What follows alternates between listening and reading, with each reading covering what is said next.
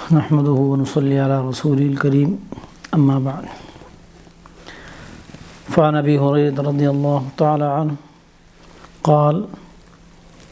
قال رسول الله صلى الله عليه وسلم كفى بالمرء كذبا أن يحدث بكل ما سمعه أو كما قال رسول الله صلى الله عليه وسلم۔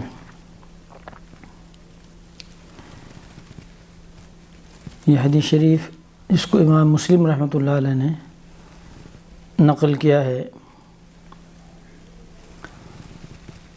آج ہم جس دور میں داخل ہو چکے ہیں،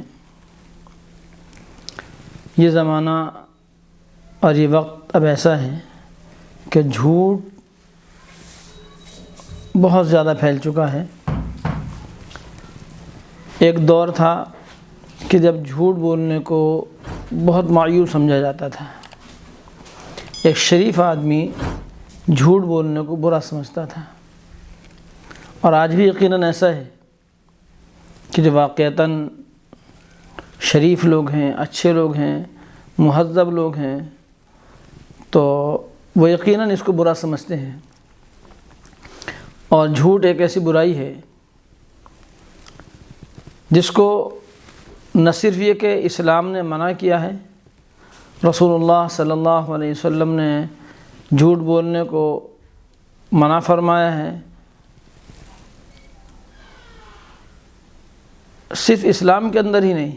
بلکہ اسلام کے علاوہ دیگر مذاہب میں اور ہر شریف طبقے کے درمیان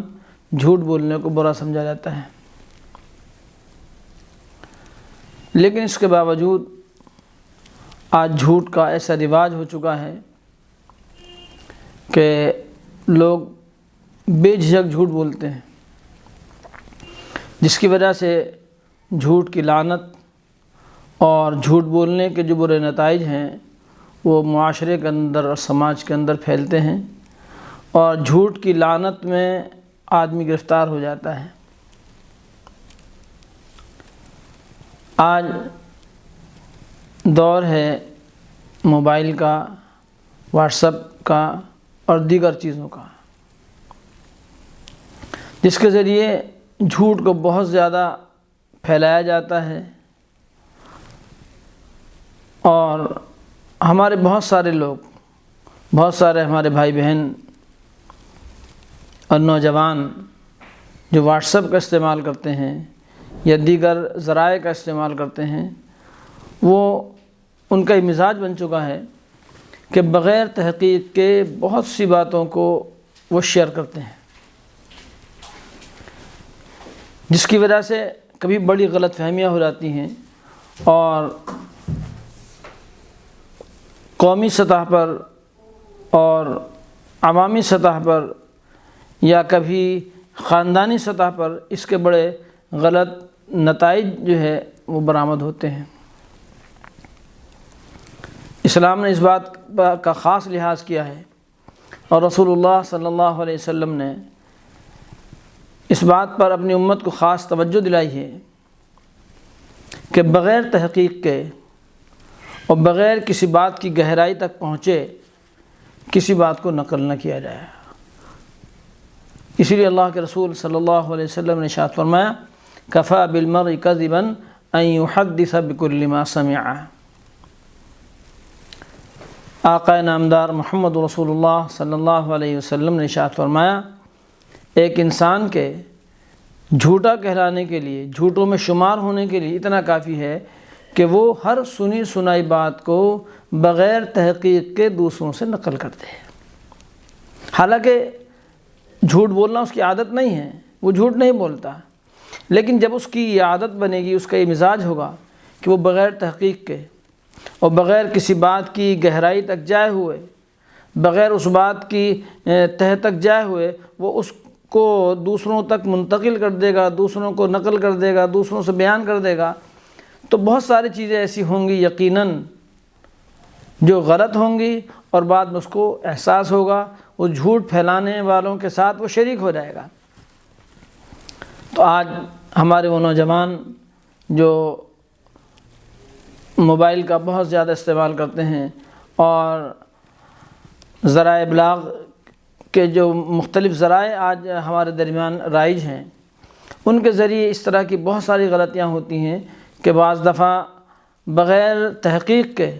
اور بغیر کسی بات کی حقیقت جانے ہوئے کوئی میسیج آیا اور اس میسیج کو فارورڈ کر دیا جاتا ہے۔ یہ طریقہ بالکل نامناسب ہے، بالکل غلط ہے۔ جب تک کسی بات کی پوری تحقیق نہ ہو، چاہے جس طرح کی بات ہو، وہ دینی بات ہو یا اور کسی مسئلے سے متعلق کوئی چیز ہو، جب تک اس بات کی ہمیں پوری تحقیق نہ ہو، خاص طور سے اگر دین کی بات ہے تو بحیثیت ایک مسلمان ہونے کا آپ کی ذمہ داری ہے کہ اس کو اپنے متعلقہ علماء سے جو جن سے آپ کو مناسبت ہے، ان سے اس بات کی جب تک تحقیق نہ کریں، دوسروں کو اس کو فارورڈ نہ کریں، دوسروں کو وہ چیز شیئر نہ کریں۔ ایسا کرنے سے بہت زیادہ جو آج کل چل رہا ہے کہ میسیج آیا اور اس کو فوراً دوسروں کو فارورڈ کر دیا گیا، اس کی وجہ سے بہت سی غلط چیزیں معاشرے کے درمیان پھیل جاتی ہیں اور لوگوں کو غلط فہمیاں ہوتی ہیں۔ ہر مسلمان کو جھوٹ سے بچنے کا پورا اہتمام کرنا چاہیے۔ رسول اللہ صلی اللہ علیہ وسلم نے جھوٹ کی بہت زیادہ مذمت بیان فرمائی ہے، بہت سختی سے اس کو منع فرمایا ہے۔ تو جھوٹ کی لعنت سے بچنے کا طریقہ رسول اللہ صلی اللہ علیہ وسلم نے ایک ارشاد فرمایا کہ اگر جھوٹ کی لعنت سے بچنا ہے تو ہمیں اس بات کی بھی احتیاط کرنا ضروری ہے کہ ہم ہر سنی سنائی بات کو نقل نہ کریں اور ہر سنی سنائی بات کو بغیر تحقیق کے دوسروں کے سامنے بیان نہ کریں۔ اللہ تعالی ہم سبھی کو جھوٹ بولنے سے بچنے کی توفیق عنایت فرمائیں، اور ایسی تمام چیزیں جن کی وجہ سے جھوٹ پھیلتا ہے اور ہم اس میں شریک ہو جاتے ہیں، اللہ تعالی ہمیں ان سے بچتے رہنے کی توفیق عنایت فرمائیں۔ وما علینا الا البلاغ۔